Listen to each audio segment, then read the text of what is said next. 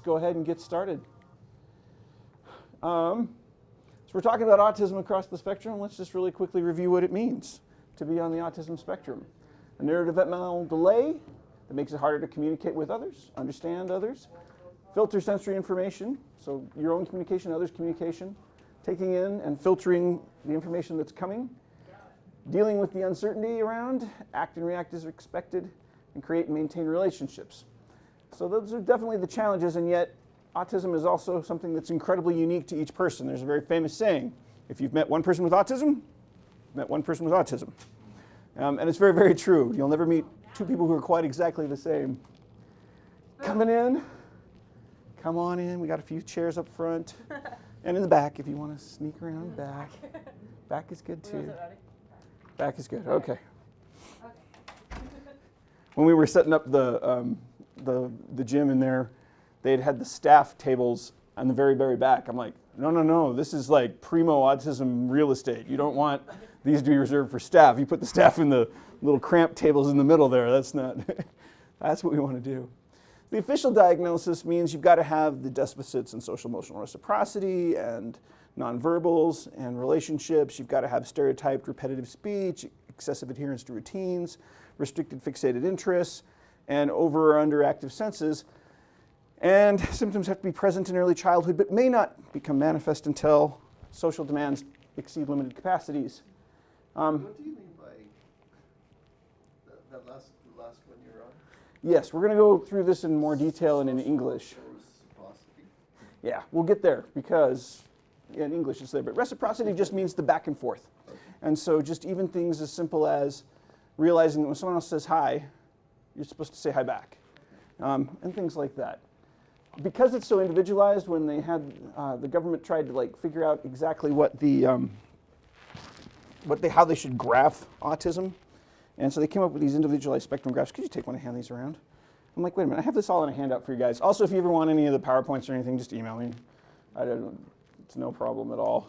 Yes, Ivy. You should put the PowerPoints up with the recording. We're going to try, and also all the handouts and stuff up there as well, so that you'll have digital copies of it. That is a great idea that we were trying to do.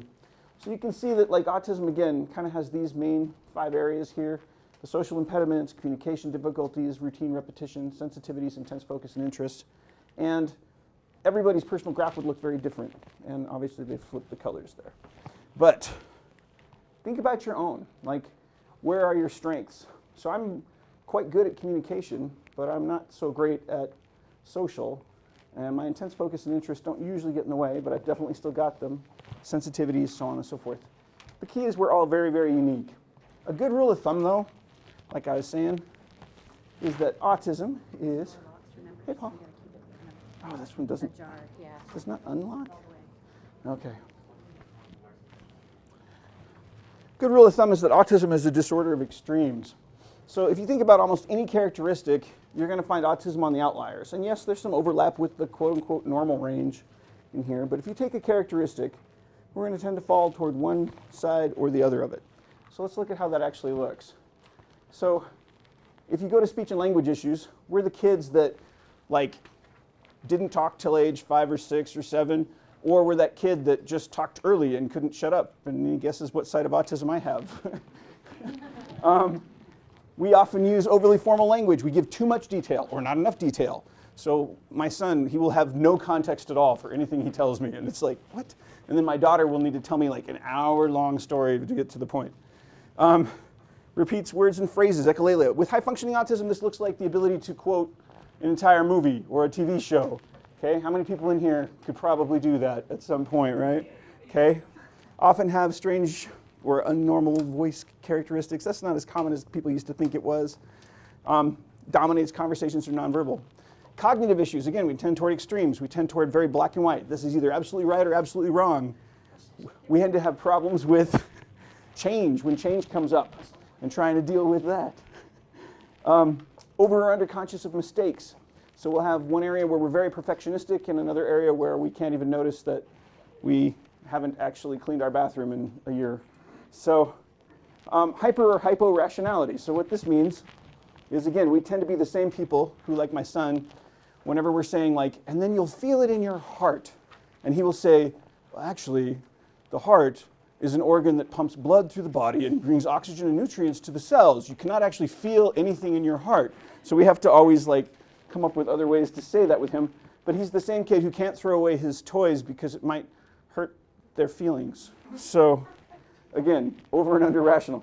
Focus and attention issues. We tend to be able to just focus on things forever, like a laser, and do that for years and years and years and years and not get tired, except when we can't even pay attention at all. And we have difficulty forming new habits. That's because the autistic brain forms more slowly than the neurotypical brain, and especially in the basal ganglia is one of the last areas to form. We have some deficits. We'll come back to those. Sensory issues. Oh my gosh, again, we tend to be over or undersensitive. So we had a student here at ScenicView a few years ago who, if you came up to him and was just like, hey, how you doing, and touched him on the arm, he would just just jump through the ceiling, okay? But this same student came to me one day and he's like, should I get this looked at? And he showed me his foot, and it was literally green and infected and rotting, and he had to go in and get surgery on his foot because it didn't hurt. He didn't notice it. Hey, good to see you. Stimming behaviors. Our brains are constantly cranked up to 11, so we've got all these sensory issues coming in, and we have to deal with that. And so we'll self-stimulate in these areas to get more of something or to tune something down. And there's a whole page on that in your handout. I'm not going to take a lot of time with any of these things because I do a whole 17-week course on this stuff. But the filtering issues can get there. So we all have things where that taste, that smell, that touch, it's too much, or we can't get enough of it. Anybody want to give me an example? What's something where you're like, man, I just can't stand this? Or pretzels? Nail foils. Oh, yeah. Yeah. It's always so cringeworthy. Yeah. Crayons. Crayons. Spicy food. Spicy food. Certain fabrics, I can't stop rubbing them. You can't stop rubbing. Oh yeah, and they're great. When my son wouldn't go to church, we were like, uh-oh, why won't he go to church? And he's like, well, I hate going to church. And as we talked to him, we found out that actually he just hated having the feel of the collar on his neck. And so we went to the fabric store. We had him feel fabrics till he found one that he really loved. And we sewed that in the back of his collar. This is a good problem to have. No, not at all. We're emailing in. And so, again, the sensory issues can be a big deal because they're often why we start to get overwhelmed and we start melting down. Muscular and motor issues. So again, we tend to be either really skilled or really clumsy in certain areas. So we might be really good at drawing and really terrible at sports. To this day, I mean, if you throw a ball at me, I will drop that ball. I mean, I guarantee you. And yet some people with autism are just amazing. You can't miss basketball players. Overly loose or overly tight muscle tone. A lot of us kind of walk around really rigid, or others of us are just kind of slumping the whole time. A lot of people on the spectrum can do full lotus without ever having practiced. Anybody in here can just do full lotus? You're like that double-jointed person? There's usually a few in a group. I'm not that person. There's no way. And trouble with muscle memory. How many people in here took you a little longer to learn how to ride a bike? Or maybe never have learned how to ride a bike? Or swim? Or some of these other motor skills? Again, that's really normal on the spectrum because our brain has trouble creating habits. Partly because the autistic brain, it looks at the world, and because it sees all this sensory information and all these details coming in, just a tiny little change, and the brain perceives it as brand new. So even something that you should be able to do, you've done a million times before, and it's just slightly different, and the brain can't connect that it's the same as that other thing in your head. And it's brand new learning. And over time, those files can merge, but especially when you're younger, they don't. PE was terrible. We have emotional extremes as well, right? So we'll express maybe not enough empathy, or the way other people think we should be showing empathy, and other times we express too much empathy. People with autism are also the ones who cry really hard when superheroes die. We have difficulty with predicting and understanding emotion, or with emotional communication, and expressing emotion in the right dosage. Again, autism is all or nothing, so we have trouble being just a little bit sad, okay, or just a little bit angry, or even just a little bit happy. We tend toward apathy or extremes, because that's what the brain can handle.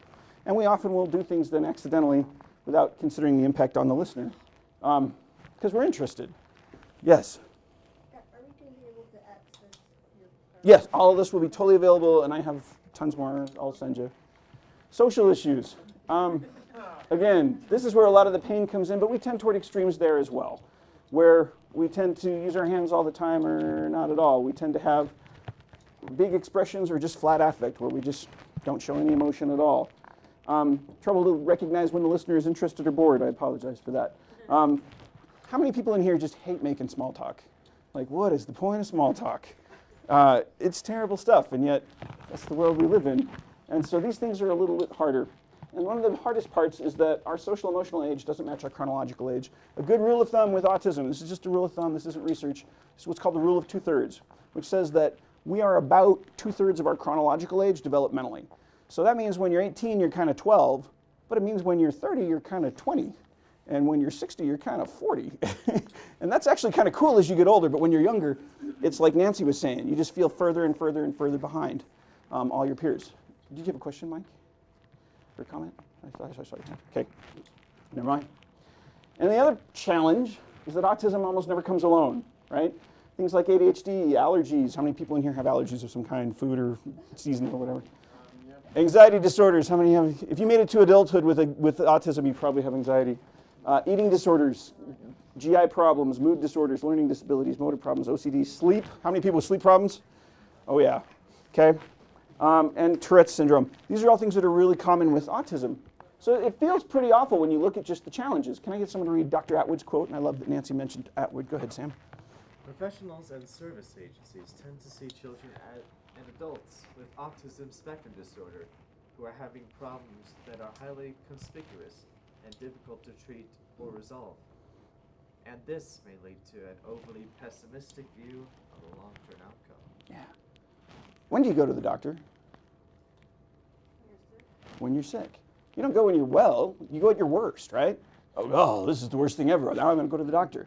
So when doctors see these little kids with autism, they're like, wow, this is pretty bad. I don't know if this kid's ever going to be able to blank. How many of you have heard this from doctors? Like, I don't know if they're ever going to be able to walk or talk or whatever. When I was 2 years old, the doctor told my mother I had become the village idiot.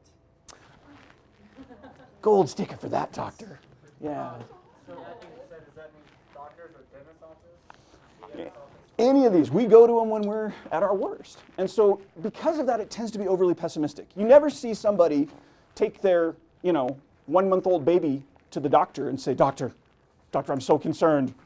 My 1-month-old is not talking at all. And they have no bladder and bowel control.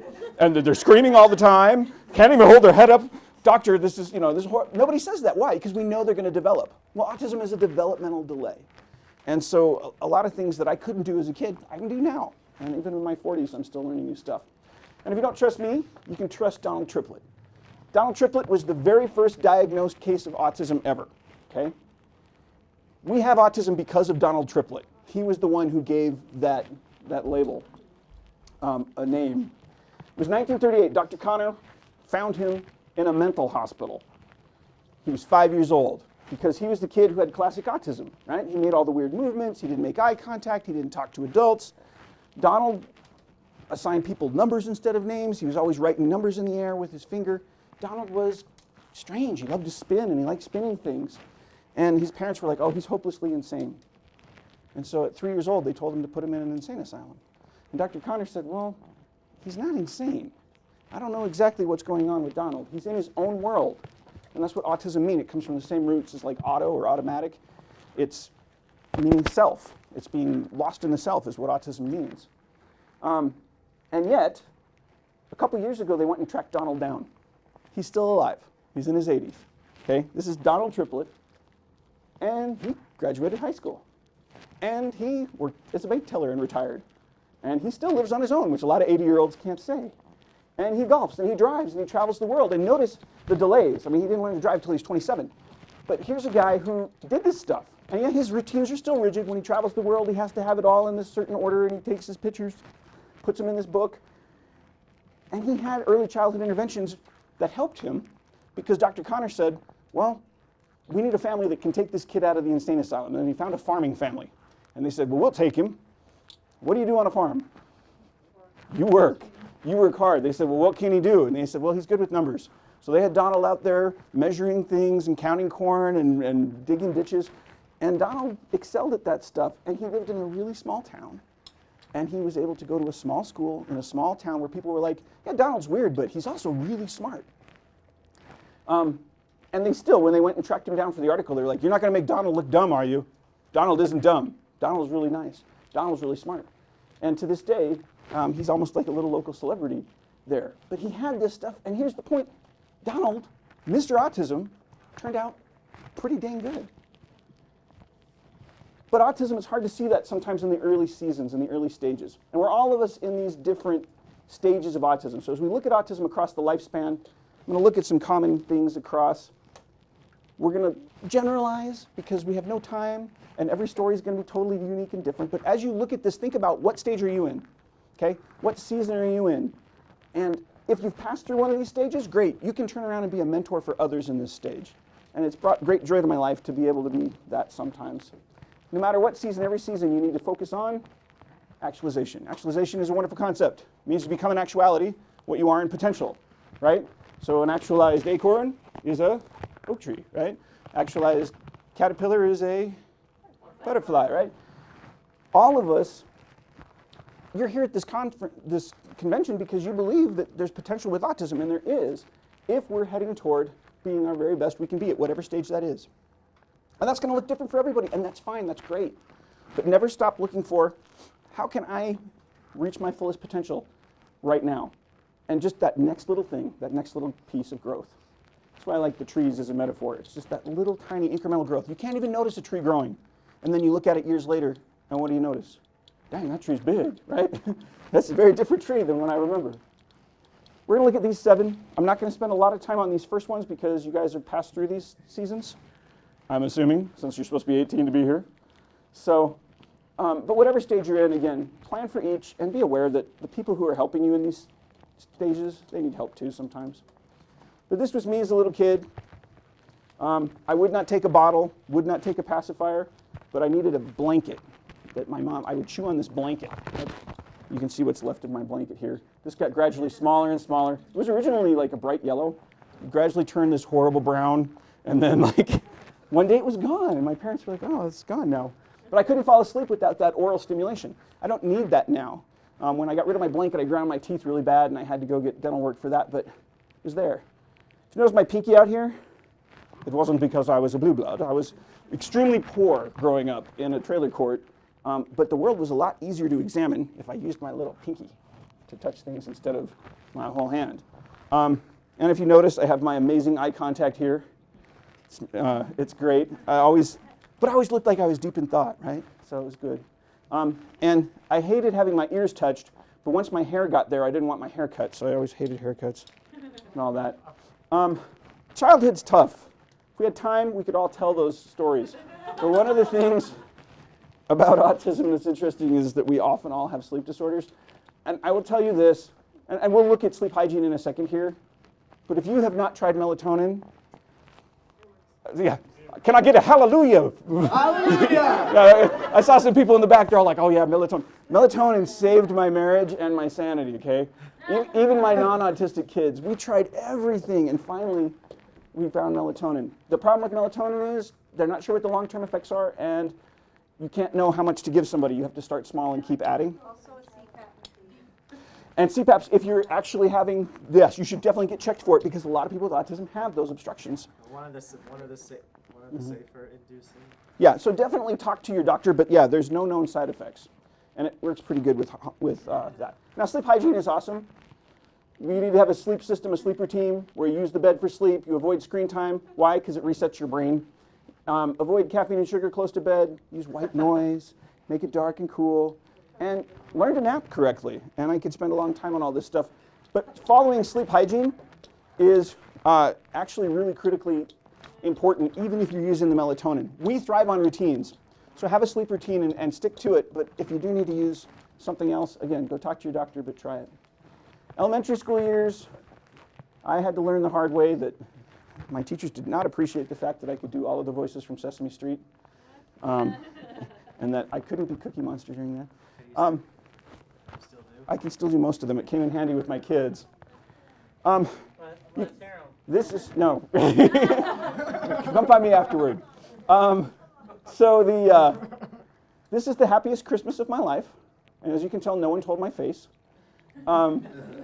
This was the year we were homeless that year for Christmas, and my grandmother wanted to make it special, so she asked my mom what I wanted, and she went out and bought the biggest, most expensive G.I. Joe toy they had, which was the Cobra Night Raven, which was based on the SR-71 Blackbird, which was the fastest jet in the world at the time. And I could tell you all about that stuff, and I was thrilled to death. And I always wondered, why did Grandma never give me another gift after this? And because I don't look grateful at all. But elementary school was tough. I mean, that's when I started noticing that other kids would change clothes, and I wanted to wear the same clothes every day. And I usually had my Spider-Man suit on underneath it, just in case you ever needed Spider-Man, right? You never know. And so these things, you know, it was part of it. And so the social stuff really started to catch up in elementary school. And luckily, being poor, we ended up moving a lot, and I got to start over at different elementary schools over and over, and that actually helped me because these kids didn't know how weird I was. And over here, I would know, okay, last time I started this relationship by saying, like, hi, I'm Jared, and I like Tyrannosaurus Rex. What's your favorite dinosaur? I really enjoy also the Stegosaurus, which has 4 spikes on his tail. And it didn't work. So my next school, I went and said, hey, I'm Jared. What's your name? And it worked a lot better. And so that was kind of cool. Bullying was huge.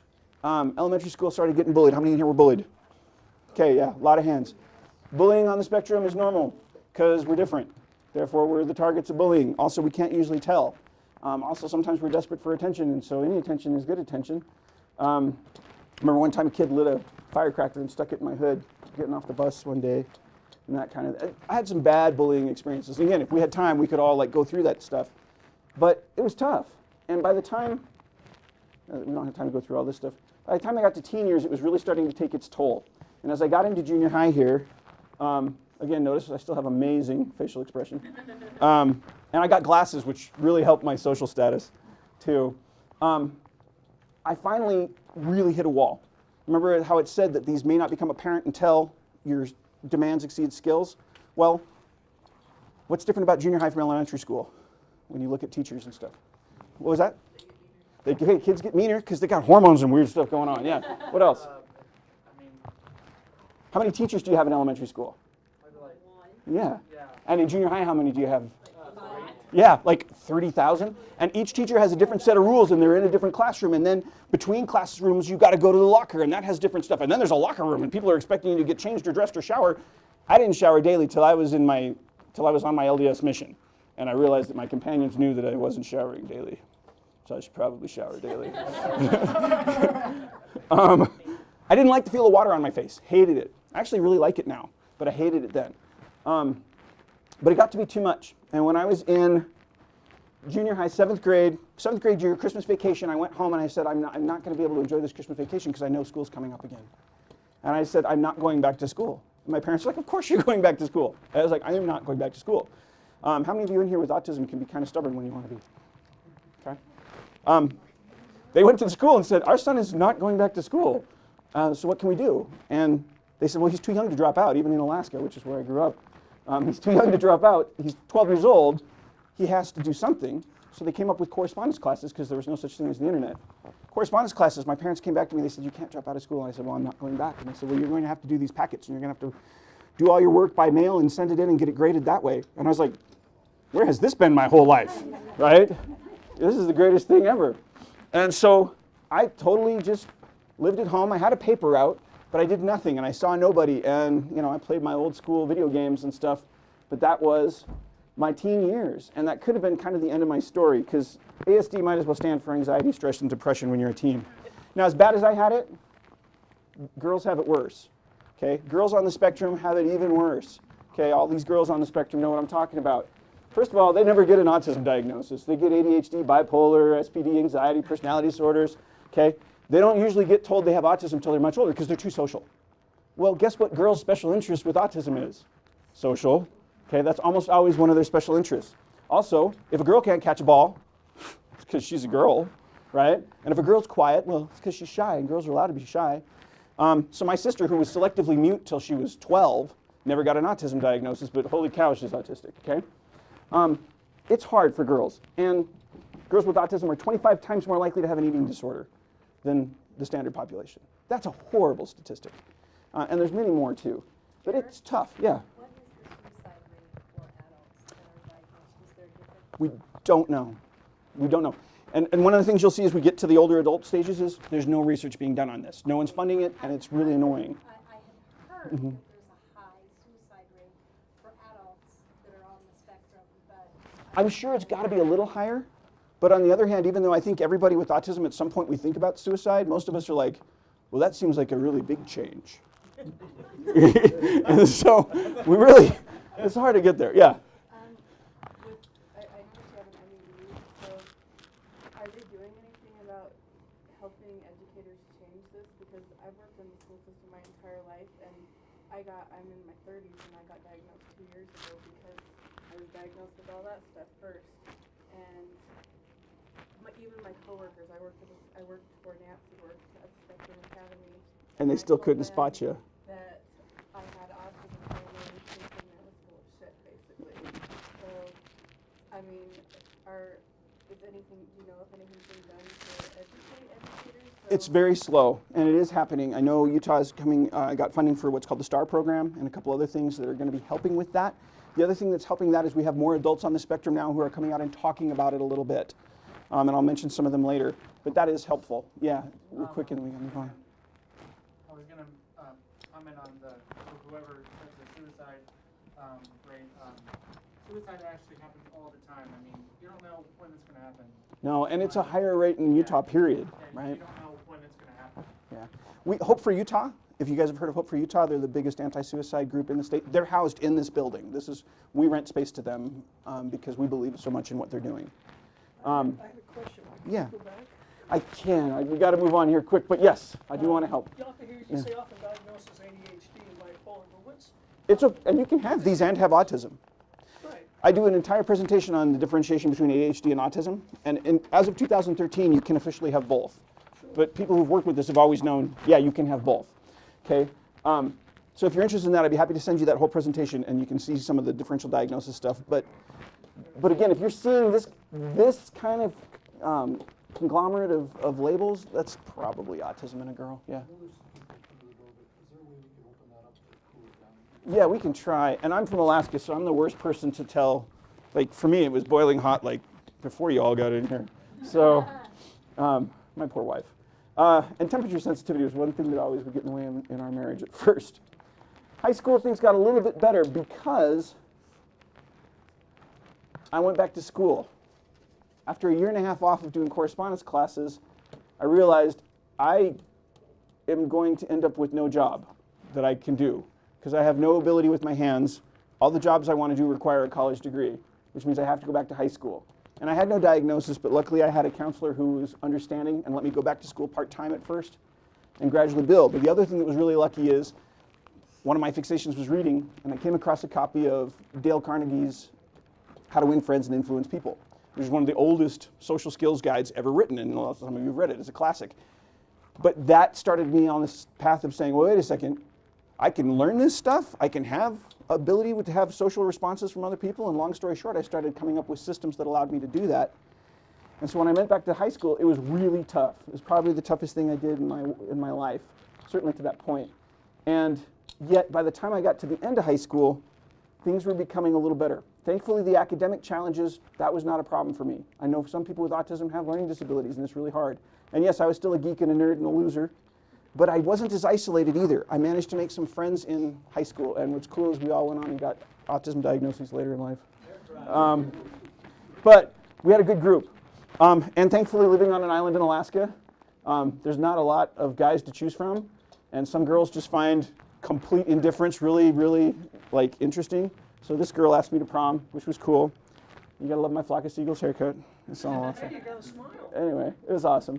But high school, it's a tough time. Thankfully for me, though, things turned out pretty good. I ended up focusing all of my efforts on schooling, and I got out as valedictorian in my class with a full ride scholarship to college. And transition went okay for me. And what was interesting is looking back, it was because I was a poor kid. It was a kid who had to live constantly with a roommate. I always had someone that I had to share a room with, so I knew how to get along with a roommate. There was never enough food, so I wasn't a very picky eater, because you can't be, and so on and so forth. But a lot of times, transition age, that age right there around 17 to 25, This is where you get a lot of false starts on the spectrum, and next hour I'll talk about the autism crash. And the fact that when we mess up in transition, everybody messes up in transition, right? That's the time of life to mess up. But with autism, again, that all or nothing thinking, we tend to think of things as being permanent. They're going to never, ever get better because I messed up. Pervasive. It's not just this one area. It's my whole life I've messed up. And personalized, it's because I'm an idiot. I'm awful. And I talked to myself horribly for years until finally somebody said, like, you should talk to, I don't remember who told me this, but they said, you should always talk to yourself the way you talk to your best friend. And I realized I talk to myself worse than I talk to my worst enemy. I'm always telling myself terrible stuff. And that helped a lot to do that. But transition has got to be prepared for. We talk about the first cliff, right, where all of your school service is cut off. And a lot of times with autism, this is when it's most apparent, because transition is where the gap between the autistic person and the neurotypical person is the widest. This is the time in their life, again, where they're 12 and everyone else is 18. How many 12-year-olds driving? Not very many. How many 12-year-olds, you know, married, going on a mission, having their own apartment? Not that many, right? And so a lot of times, this is where they feel the most behind and they feel like it's never going to get better. So transition is one where it's okay to take things slowly and just take, again, start where you are and take one little step, one little step, one little step. Adulthood, things got a little bit better, okay? But for a lot of people, adulthood is where, again, the scarring is a big deal. Now, I'm a successful adult. Well, autism still scarred. I had to get through an anxiety disorder, and by the time I got through my anxiety disorder, I'd had anxiety for so much of my life. There's only one medication I take now. And again, I have nothing against medication. If you need to take medication, take it, for heaven's sake. But the only medication I take now is for gastroparesis. Because the very first thing that your brain shuts down when you're having an anxiety response is what? Digestion. You don't need to eat anything. You're about to get eaten, right? So your brain's just like, well, let's just shut that down. And my body was so used to shutting down my digestive system that it didn't work at all. And so I still take medicine for that. So it's a scar that's still there, even though I've gotten through, and people are like, oh, you're doing so well. And I am, most days, okay? Most days. This is my family. I've been married 20 years to this lady here. These are my kids. I had to bribe them a whole lot to get them to smile for this, but that's okay. A lot of those times as adults, this is where there's loneliness that really sets in. Or the person is very non-productive, or else they're overemployed. They have too many jobs, or they're underemployed. They're like PhD and doing this very entry-level job. This is where addictions can come in. Financial issues and so forth can really start taking their toll. But adulthood is also where you don't have to give up. It's where you can take off. And adulthood is really often where it kicks in for those with autism. Temple Grandin. The thing about being autistic is you gradually get less and less autistic because you keep learning and you keep learning how to behave. It's like being in a play. I'm always in a play. And when you figure that out as an adult, you're like, okay, I can do this. And some things never get better. I apologize for this picture if it triggers you as bad as it does me. But so I went to Washington, D.C. last year. I'm vice chair of the Utah Developmental Disabilities Council. And they took us to Washington, D.C. for a disability summit. We're going to lobby some of our Congress people and so forth. And by golly, I'm ready for this. And I stepped into the Renaissance Hotel in downtown Washington, D.C. And this was the carpet. And when I look at this, it's a magic eye thing. It's anybody else in here, it's totally 3D when you look at this carpet. So I'm like walking like this, trying to get in here. It was the worst. It's like no one with autism designed this hotel. It was terrible. And I'm 43 now. And I'm 42 years old back then looking at this and going, dang, I'm still autistic, okay? Some things never go away, but we do deal with them better. So I quickly came up with a system. Anybody know what the system is for walking on this carpet? You keep your eyes up the whole time. So I looked like a snob the entire time, but I was like, oh, I'm very glad to be here in Washington, D.C. It was great. Aging. Okay, so now you're moving from your 20s and 30s to your 40s, 50s, and 60s. And this is where, again, you start hitting a second cliff. Now your parents can no longer support you. They're either too sick, or they're too poor, or they've passed away. Yeah. Go back to the carpet for a second. It's an important carpet, dang it. I snuck in and took this picture. I'm sure they were like going to bust me for like being a possible terrorist because I'm taking pictures of their hotel, but I had to take this picture. The thing that bothers me about it is that some of them are outlined in red. I know. So I think there must be a pattern to this. There's not. It's random. Yeah, no, this is the worst carpet that has ever existed. might have uncovered a conspiracy. I don't know what else I saw in Washington, D.C., because I have no pictures, but I have a picture of that carpet. Okay? I don't have the Lincoln Memorial, but I've got that carpet. I don't have the White House, but I got that carpet. As they've looked at adults with autism, and this is in your handout, they say that about a third of them, so about 1 in 3, still have anxiety, depression, and these other things. But here's the key. 1 in 3 is way lower than it was back when they were little kids, and it was 70–80%. So even these things are still getting better over time. Every autistic symptom seems to improve with age, except carpet.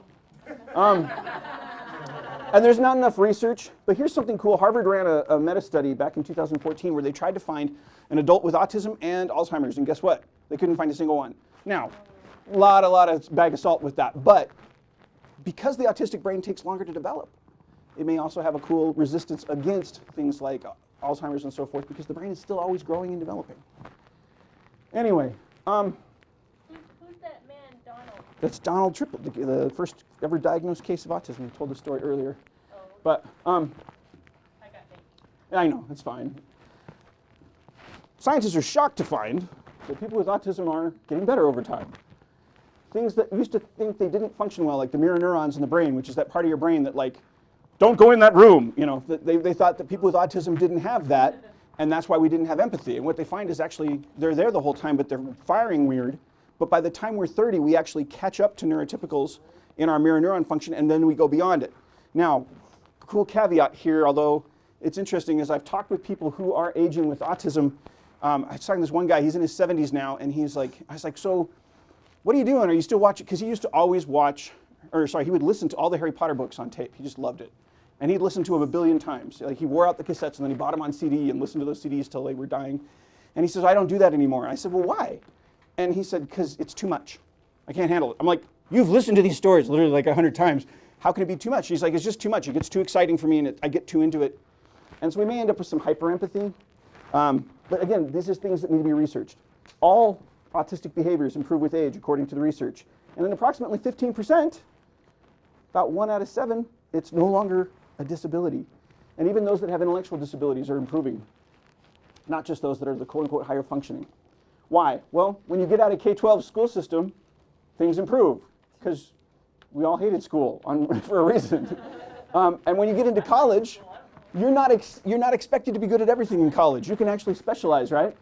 I don't have time to read this, but if you ever want to read an interesting book, Songs of the Gorilla Nation is about a woman who was diagnosed with autism in adulthood. She had a childhood worse than mine.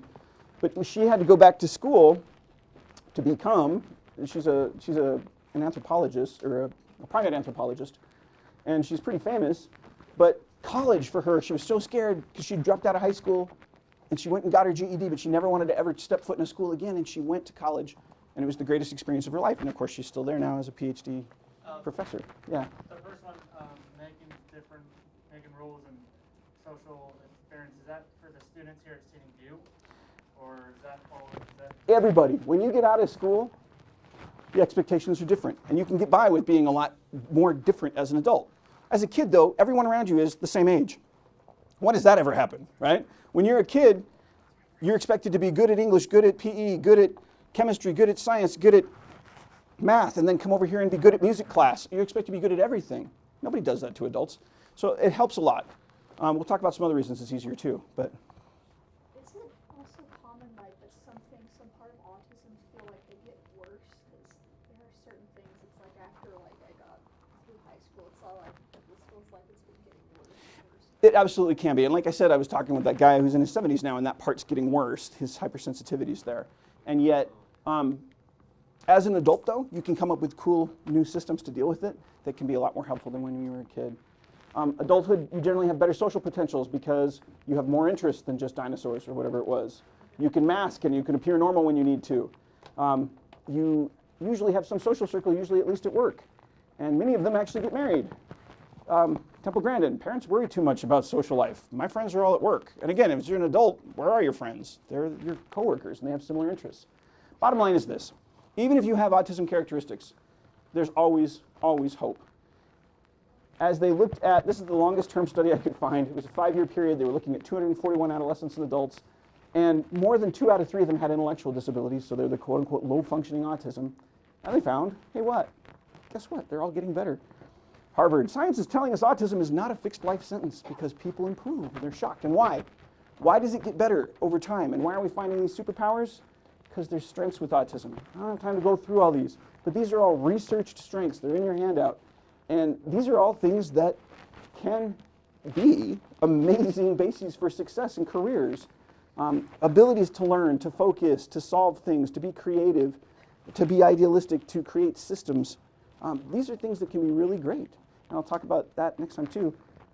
Recent data suggests it's time to start thinking of autism as an advantage in some spheres, not a cross to bear, says Dr. Matron. Dr. Shore, you may want to just make a considered decision to ignore challenges because strengths is where it's going to come from. Why do we focus on strengths? Well, because the world always focuses on our challenges, right? We are very rarely complimented, and yet we're always corrected. Okay, you do one little wrong thing and everybody's sure to point that out. But when you do something right, nobody says anything. As the old saying goes, a journey of 1,000 miles is ruined by a single accident, right? But we always will discount our strengths. Well, I'm pretty good over here, but. And we always like to tack a big but at the end of those strengths. Don't do it, okay? We don't focus enough on strengths because here's the key. Our motivation and our success is going to be driven by our strengths. It's not our challenges that's going to be the basis of our careers. I don't have a job playing sports, and I'm okay with that. I will never pick up a basketball again, and I'm okay with that. So Okay. instead, you would just say, It was a I can do Ferrari this, spider. And instead of, I can do this, but. Exactly. So again, conclusions, it's not a death sentence. It's going to get better with age. Focus on the season you're at, but plan ahead. Find mentors, people who've already been there. And focus on learning the skills that are going to help you get by in life rather than just be book learning.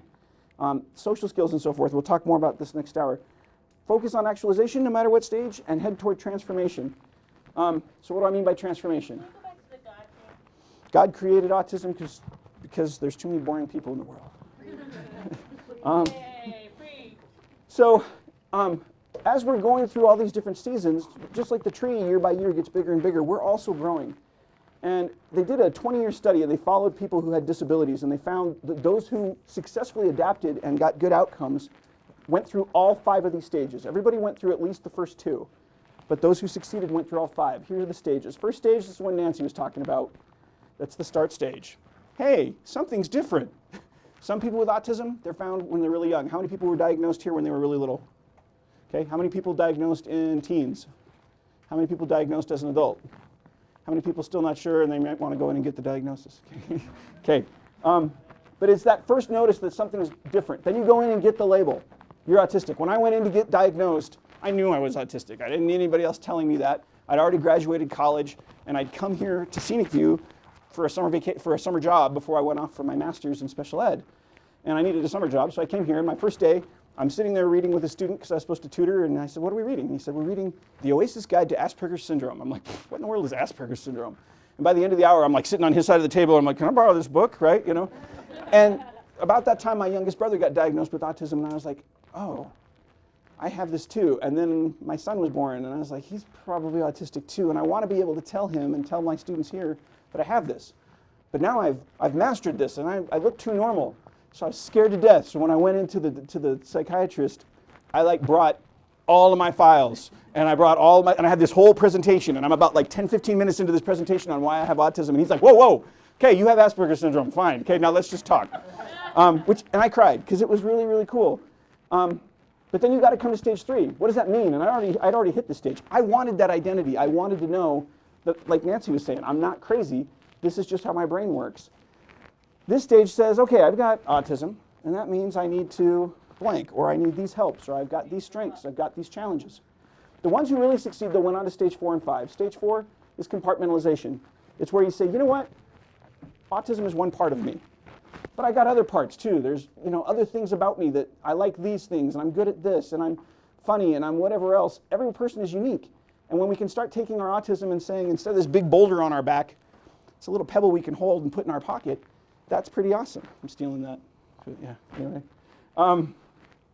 Compartmentalization. And finally, the final stage, the most successful individuals were able to reach this point where they said, you know what?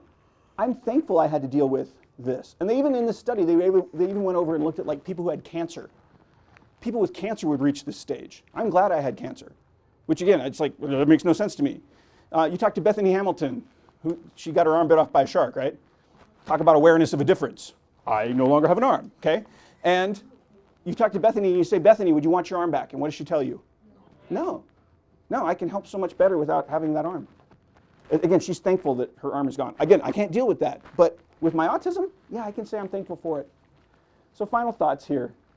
Remember that your autism is a piece, and an important piece, but it's not your whole self. And yes, it has challenges, and I'm not trying to discount those challenges. They are big, and some days they're bigger than others, right? But it also has strengths, and I wouldn't give up my autism for the world because I wouldn't want to give up those strengths. So use your amazing superpower to focus and get interested in your autism and get interested in your goals and your future. Create some systems, become the expert on you. Talk to yourself like you talk to your best friend and find reasons to be grateful for your autism and for everything instead of living in this mindset of scarcity and I'm less than and everything else, like Nancy said. Keep on learning, keep on going, keep on growing, and never, never, never, never give up.